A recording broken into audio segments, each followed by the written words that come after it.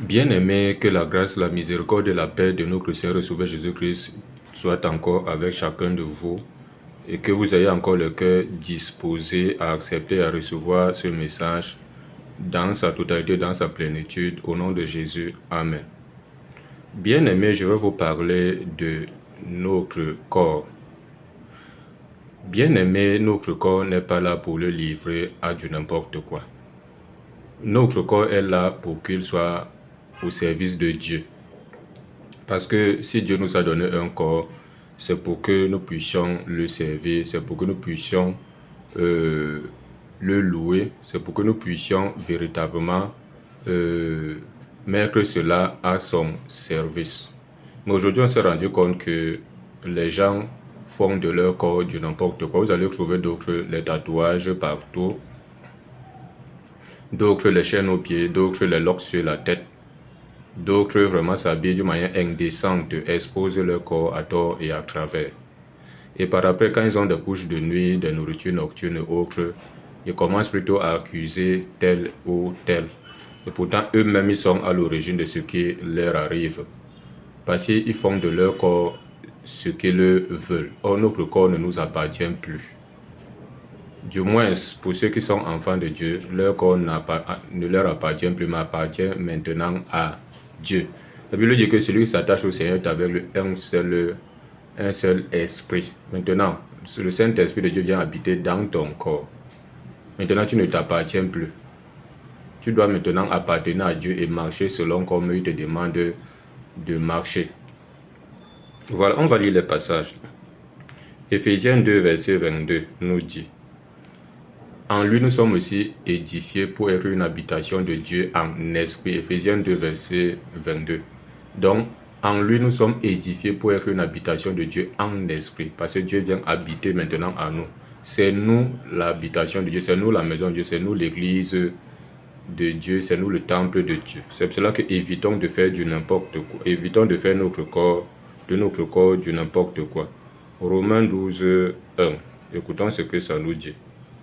Romains chapitre 12, verset 1 nous dit: je vous exhorte donc, frères, par les compassions de Dieu, à offrir vos corps comme un sacrifice vivant, saint, agréable à Dieu, ce qui sera de votre part un culte raisonnable. À offrir vos corps à Dieu comme un sacrifice vivant. Parce que nos corps sont maintenant des sacrifices vivants, saints et agréables à Dieu. Mais aujourd'hui, les gens offrent leur corps à autre chose, au diable même.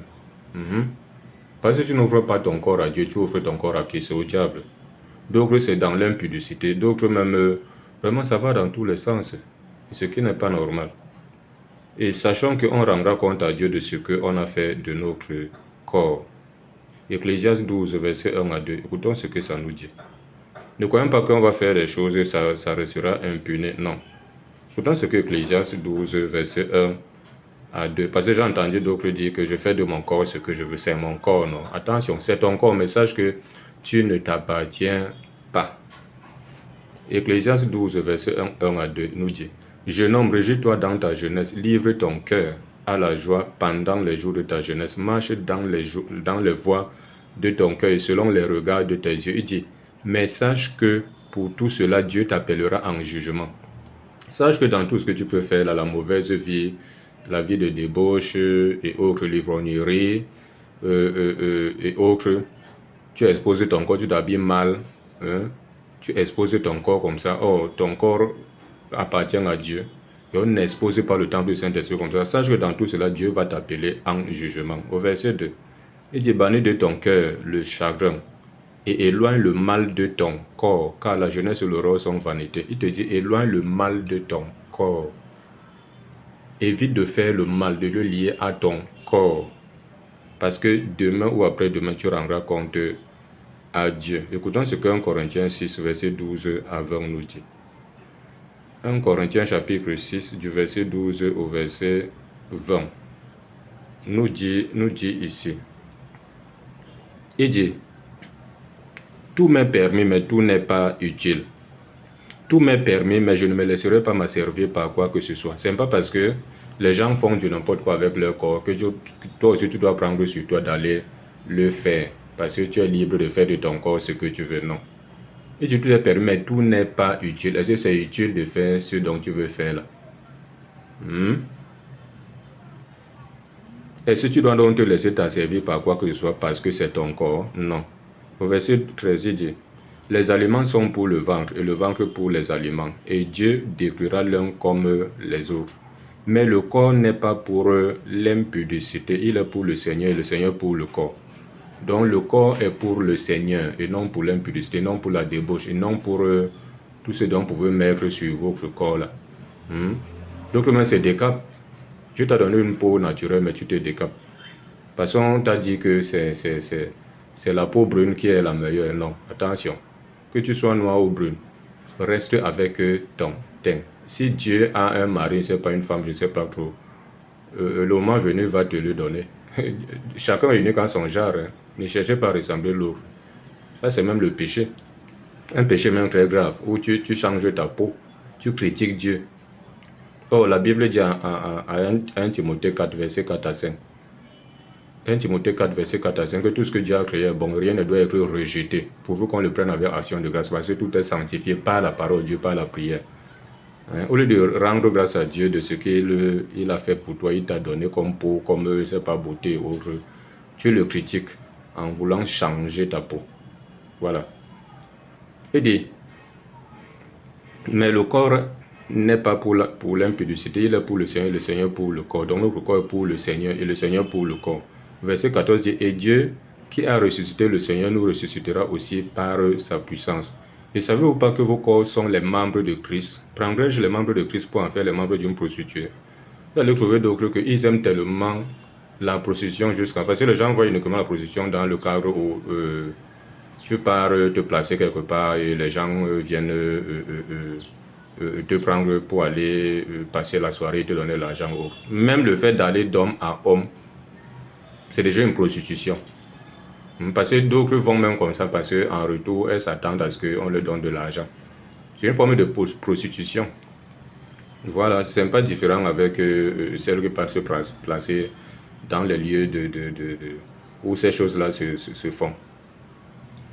Donc, la Bible dit que ne savez-vous pas que vos corps sont les membres de Christ? Prendrais-je les membres de Christ pour en faire les membres d'une prostituée? Loin de là, ne savez-vous pas que celui qui s'attache à la prostituée est un seul corps avec elle? Car est-il dit, les deux deviendront une seule chair. Mais celui qui s'attache au Seigneur est avec lui un seul esprit. Au verset 18, il dit, fuyez l'impudicité, quelque autre péché qu'un homme commette, ce péché est hors du corps. Mais celui qui se livre à l'impudicité pêche contre son propre corps. Donc évitez tout ce qui est trait à se lier directement avec votre corps. Ce n'est pas bon. Vous allez trouver d'autres que ils se disent, ou elles se disent chrétiennes ou chrétiens, mais sont dans l'impudicité jusqu'à ce n'est pas bon. Même dans la chorale, c'est entre eux et là-bas, ça va dans tous les sens. Même au milieu dans le milieu dit chrétien, ça va dans tous les sens. Et vous allez dire que vous êtes des chrétiens. D'autres se livrent à l'impudicité avec leurs dirigeants. Hein. Et ils sont là où elles sont là. Ce qui n'est pas normal. Au verset 19, on dit, ne savez-vous pas que vos corps sont... Ne savez-vous pas que votre corps est le temple du Saint-Esprit qui est en vous, que vous avez reçu de Dieu, que vous ne vous appartenez point à vous-même. Donc, chrétienne, sache que tu ne t'appartiens plus à toi-même. Évite de faire comme une mondaine ou comme un mondain. Ce n'est pas bon. Il faut qu'il y ait une différence entre toi, enfant de Dieu, et celui qui ne l'est pas. Verset 20, il dit, car vous avez été rachetés à un grand prix. Glorifiez donc Dieu dans votre corps, dans votre esprit qui appartiennent à Dieu. Ceux qui ont l'habitude de dire que non, Dieu ne regarde pas à l'extérieur, il regarde seulement le cœur. Attention, Dieu regarde à l'intérieur et à l'extérieur. Voilà, donc Dieu regarde même ton corps, là, ce que tu fais de ton corps. Donc évite de faire du n'importe quoi. Parce que Dieu, on ne le voit pas. Dieu, le mieux c'est qu'on craigne Dieu. Parce que celui qu'on ne voit pas, il peut frapper à tout moment. Or, celui qu'on voit en venant frapper, on peut au moins l'arrêter et implorer la miséricorde. Mais Dieu, on ne peut pas. Quand il décide de frapper, il va frapper à tout moment.